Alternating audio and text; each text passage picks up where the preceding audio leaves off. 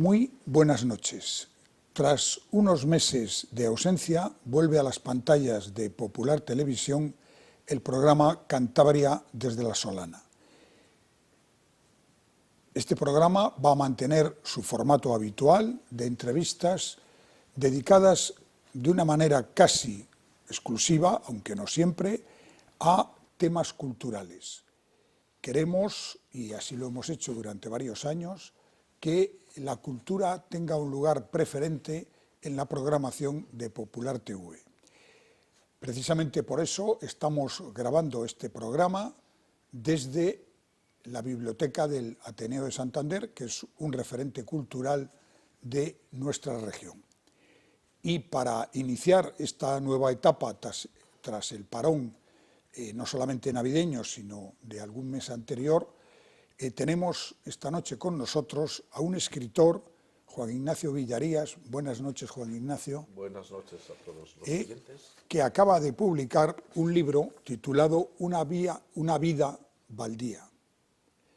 Este es el libro, magníficamente editado, como suele hacerlo siempre Juan Ignacio Villarías, y que lleva un subtítulo que dice La novela del desempleo juvenil en la España de hoy. Bueno, Juan Ignacio Villarías es un cántabro, nacido en La Bañeza, en León, pero ya desde los 2 años viviendo en Cantabria, en Santoña concretamente. Desde luego, yo siempre he dicho que soy santoñés, no soy leonés. Nací por accidente fuera de Cantabria, pero yo cuando abrí los ojos me encontré con Cantabria, con Santoña. Y además tus padres serán también cántabros. Santoñeses, claro. Si sé que he nacido fuera de Cantabria es porque me lo han dicho, porque yo... Naturalmente, no tienes memoria. En efecto. Bueno, tiene un largo listado de libros publicados, pues desde La columna de mármol rojo hasta El cronicón inverosímil, Almas de cántaro, El inquiridón, Fábula de difuntos y ahora Una vida baldía. Bueno, usted ha tenido diferentes ocupaciones profesionales a lo largo de su vida que no han tenido mucho que ver, por no decir nada, con la literatura. La pregunta es, ¿por qué este interés por la literatura y por qué el haber sido capaz de escribir y publicar toda esta larga lista de títulos? Bueno, el interés por el arte es algo innato, algo con lo cual se nace, no se adquiere. Es decir, se nace artista, lo mismo que se nace con otras cualidades ya físicas, ya espirituales, ¿no? Entonces, la vocación de la persona está ahí, él no la elige, sino que, no sé cómo decirlo, el artista nace, decían los griegos, mientras que el orador se hace. Entonces, no sé cómo decirlo. Yo nací con esta vocación de artista, de este tipo de arte, porque la literatura es un arte. Entre los griegos estaba considerada la poesía como una de las 7 artes. Y, en fin, no sabría explicar, ¿no? ¿Y en qué momento aparece esa vocación literaria? Siempre, siempre. Desde cuando iba al instituto, cuando estudiábamos los escritores más importantes de España y del extranjero, yo siempre quise ser uno de ellos y mi sueño fue siempre que mi nombre se incluyera dentro de esta antología de escritores que se estudian en el bachillerato, lo cual es como si un jugador de regional aspira a jugar en la selección nacional. Ya sé que ahí no voy a llegar nunca, pero bueno, esa es mi vocación y esa es mi pretensión.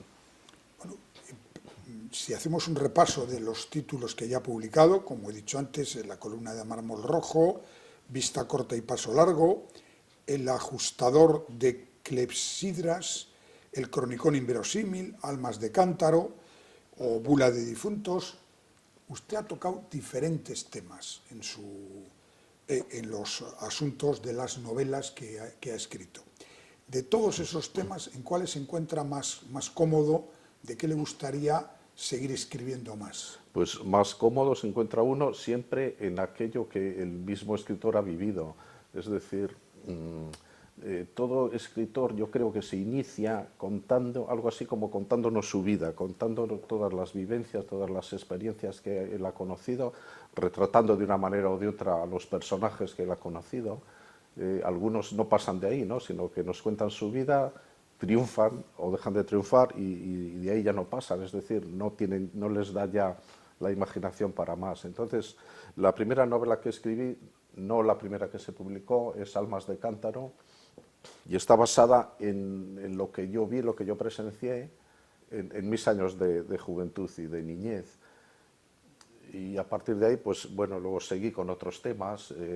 Uno de las novelas, Columna de mármol rojo, está basada o ambientada en la guerra civil, en Santoña concretamente, donde se formó una columna mixta que acudió al frente de los Tornos y bueno, todas las vicisitudes, todo lo que allí pasó, antes en la preguerra, después en la posguerra, la entrada de los nacionales, la represión, en fin, todas estas cosas, ¿no? Otra de ellas trata de la posguerra, de los maquis, ¿no? Aquellos guerrilleros derrotados que se echaron al monte, no quisieron rendirse o no pudieron, porque si se rinden saben que los van a fusilar, les iban a exigir sus responsabilidades. O sea, iban a ser considerados criminales de guerra, iban a pagar con el fusilamiento y se echaron al monte y ahí se mantuvieron. Algunos lograron huir por la frontera de Francia, otros se escaparon por el puerto de Santander, otros allí mismo quedaron en el terreno, y de eso trata otra de las novelas, que es Vista corta y paso largo. Otra de ellas trata pues de los tiempos modernos, como esta, ¿no? Esta está ambientada en una localidad costera innominada, pero que cualquiera que conozca Santoña se dará cuenta que no es otra sino Santoña. Otra está ambientada en los tiempos de la transición, el cronicón inverosímil, en una ciudad que no se le nombra, sino que se le da un nombre ficticio, que no es otra sino esta misma. Cualquiera que lo lea dirá, esto es Santander, reconocible. Entonces trata de pues, aquellos tiempos de la transición, pues, todos aquellas huelgas, aquellos desórdenes y aquellos cambios en todos los órdenes de la sociedad, que no dejaban de sorprender entonces a la gente. Lo que hoy era negro, mañana era blanco. En fin, esta es la novela un poco bastante extensa con relación a las demás. Y esta novela, en una revista literaria, por sorprendente que parezca, la consideraron como una de las 12 mejores novelas publicadas en el año, que yo todavía no me lo acabo de creer, pero ahí está la revista y ahí está para quien lo quiera comprobar y vea que no me lo invento yo. Bueno, vamos a entrar ya en este libro, su última novela, de Una vida baldía, que es bueno, su última publicación, y usted entra en el tema de la juventud, de esta juventud que parece que no tiene los mismos horizontes que tuvieron otras generaciones anteriores, pero ¿cuál es su opinión sobre la juventud actual? Porque usted, lógicamente, se ha documentado, lo ha analizado bien antes de ponerse a escribir la novela. Pues la juventud actual es bien diferente de la nuestra, de la de nuestros tiempos. Bueno, esto ocurre con todas las generaciones, ¿no?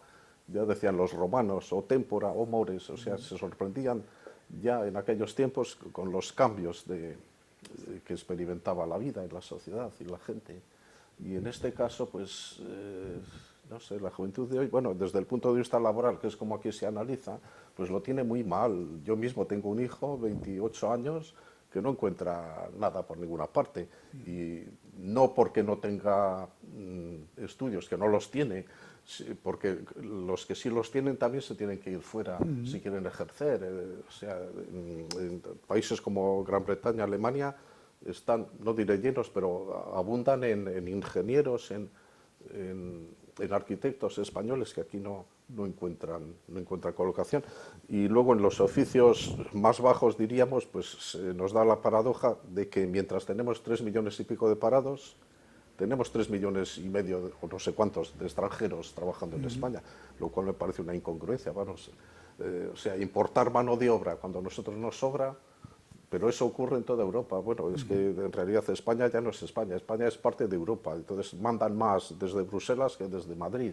Y si se nos impone esta política, pues de momento esta tenemos que seguir, mientras no haya un gobierno que se atreva a cambiarla, que no le hay.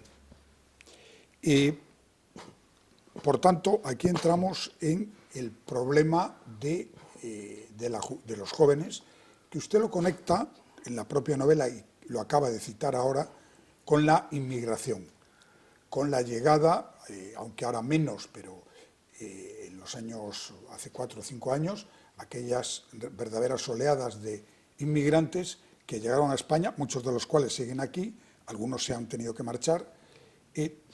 ¿Cómo analiza usted, no solamente en la novela, sino su idea sobre la inmigración? Bueno, es que no es una novela política ni politizada, no es una novela de tesis. Aquí no se pretende demostrar nada, ni se pretende hacer una crítica de una cierta política o una apología de otra política contraria, ¿no? Aquí se expresa más o menos una realidad mezclada con la fantasía, porque eso es novela. La novela es pues eso, a partir de la realidad construir una fantasía, ¿no? Porque imaginar consiste en la facultad de combinar imágenes, es decir, combinar, digo, no crear imágenes. El hombre no es capaz de crear nada, solo Dios puede crear. El hombre puede coger las imágenes, combinarlas y de ahí sacar pues lo que fuera, ¿no? De ahí su nombre, imaginación, viene de imagen. Entonces, a partir de la realidad, pues yo cojo y construyo una ficción. Entonces, lo que yo veo ahora mismo, aunque quizá un poco menos ahora que hace un par de años o 3, que es cuando lo escribí, entonces la situación era francamente desesperada. Hoy, hombre, igual ya no tanto, pero tampoco está nada bien. O sea, encontrar salida laboral para la juventud pues es algo difícil, por no decir casi imposible. Y eso que la natalidad ha descendido tanto, que la pirámide generacional se ha invertido y ahora hay muy pocos jóvenes, si lo comparamos con los que había cuando nosotros lo éramos. Entonces había bandadas, yo me acuerdo de pequeño, bandadas de chiquillos para acá, para allá. Ahora no ves uno por la calle. O sea, un niño ya casi es monumento nacional, es una especie a proteger. Entonces sobraban, digámoslo así, niños. Pero aún así, habiendo tan pocos jóvenes en relación con la población total, no hay salida laboral para ellos. Y entonces en esta novela los personajes se encuentran en esa situación, sobre todo uno de ellos, el personaje central, que se pasa la vida buscando trabajo, obteniendo trabajos momentáneos aquí y allá, en la hostelería, que es en lo que dan, en lo que vienen a dar aquellos que no tienen otra cosa mejor, y así se le pasa la vida hasta que se hace viejo. Y otros colegas de él, pues bueno, unos con mejor o peor fortuna, pues bueno, se van arreglando. Y por eso se llama así, una vida baldía. O sea, ha vivido toda la vida para nada, sin haber hecho nada útil, sino sobrevivir de mala manera. Todo escritor, como todo artista plástico o como todo músico, etcétera, lógicamente tiene un fondo de lecturas o de audiciones o de haber visto museos que de alguna manera le han conformado después su manera original de interpretarlo. ¿Cuáles han sido las lecturas que a usted más le han influido y las que con más deleite ha leído? Bueno, desde luego no cabe duda de que para escribir hace falta haber leído, por supuesto. Si no hubiera habido escritores anteriores, yo no hubiera podido escribir nada, ni yo ni nadie, por supuesto. Y si miramos la historia de la literatura, los primeros escritos, no sé, vamos a retroceder al tiempo de los griegos, hace 3000 años, pues los primeros escritos eran bastante simples y bastante elementales, ¿no? Y entonces, a partir de ahí, pues bueno, cada vez se va mejorando más y hasta llegar al momento actual. Para ser escritor, alguien me dijo una vez, hay que escribir mucho, desechando lo desechable, por supuesto, y leer mucho. Desde luego, el que no sea gran lector no podrá ser buen escritor. Ahora, ¿quiénes me han influido a mí? Todos y ninguno, es decir, todos. Yo leo de todo. Yo soy un lector incansable. Leo desde lo mismo en español que traducido, desde los primeros autores de la Edad Media, en un lenguaje casi ininteligible, ¿no?, en un español antiguo, hasta los de hoy mismo. Yo leo de todo y de todo saco. Pero si tuviera que citar 1, 2, 3 autores... No sería capaz. A mí me han sacado influencias, los críticos me han sacado influencias de autores que no he leído nunca. O sea, no puedo decir, a mí me ha influido este, me gusta aquel. Ahora estoy viendo aquí un retrato de José María de Péreda. Pues digamos, ese es para mí un excelente novelista, de lo mejor que hay. No es que yo me fije en él ni trate de imitarle, pero yo he leído novelas de Péreda y me han encantado. Por el contrario, he leído novelas que actualmente tienen un gran éxito, en la portada 1 millón de ejemplares vendidos, que ya será mucho menos. Lo leo y digo, bueno, ¿y esto para tanto es? Y sin embargo, novelistas olvidados del siglo XIX, que es el gran siglo de la novela, ya nadie se acuerda de ellos y eso sí que vale la pena leer. Vamos a descender de lo macro a lo micro. Bueno, usted, lo hemos dicho al principio de esta entrevista, es un santoñés, que se considera santoñés, y que conoce muy bien esa villa y el mundo en el que se mueve. Ahora mismo, en Cantabria hay una sensación de que está todo en decadencia, no se crece el número de habitantes, no parece que se desarrolle mucho la industria, pero Santoña es la capital mundial de la anchoa. Yo creo que da muchísimos puestos de trabajo en esa localidad, pero me gustaría que usted nos hiciera un retrato de la Santoña actual, cuál es la situación, cuáles son los problemas, hacia dónde podría ir Santoña en el futuro más o menos inmediato.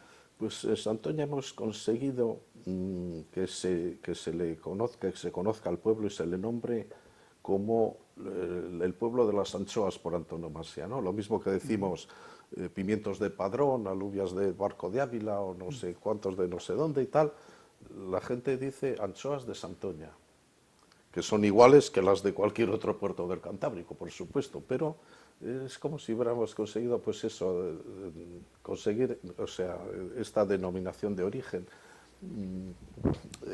Entonces, a todas partes donde voy, en tiendas, en escaparates, en restaurantes, veo anchoas de Santoña, como si dijéramos, si son de Santoña ya son el no va más, ¿no?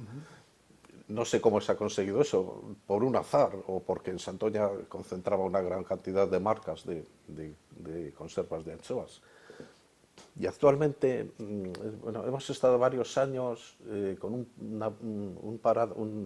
una parada biológica que no se podía pescar anchoa porque se estaba acabando. Una sobreexplotación y se acababa, no había. Yo me acuerdo en los años 60 que se descargaban en los muelles de Santoña, bueno, toneladas y toneladas de anchoas que no sabían qué hacer con tantísimas, ¿no? Parecía que no se iba a acabar nunca. Pero como dijo el otro, gota a gota el mar se agota. Entonces, tanto pescar parecía imposible que se pudiera acabar, pero se acababa. Entonces, hemos tenido que estar como 6 años sin pescar. Y por fin ahora se puede volver a pescar, ¿no? Con unos límites, naturalmente, de los que no se debe salir. Entonces, empieza a resurgir otra vez la industria conservera en Santoña y efectivamente da trabajo a mucha gente porque la anchoa es un producto muy elaborado. No es como, por ejemplo, el bonito que se pesca en verano, ¿no? La anchoa en primavera. El bonito se cuece, se enlata y ya está, no tiene más. Pero la anchoa no, hay que ponerla a madurar. Hay que salarla, dejarla unos meses, después lleva mucho trabajo porque hay que hacer los filetes, enlatarlos y tal, en fin, que da mucho trabajo y mucha prosperidad a Santoña. Por eso es carísimo, porque un octavillo que tiene 8 tiras igual vale 3 euros, o sea, una barbaridad. Y es por eso, porque lleva mucho trabajo. Y entonces Santoña ahora yo creo que está resurgiendo en ese sentido, porque Santoña era un pueblo pesquero y conservero, y ahora ha vuelto la pesca y la conserva otra vez. Bueno, decía Larra en el siglo XIX que escribir en España es llorar. ¿Sigue vigente este análisis pesimista? ¿Cuesta mucho encontrar un editor para que el libro pase del ordenador al papel y a las librerías? Si en el siglo XIX escribir es llorar, ahora es ya, no sé, tirarse por la ventana.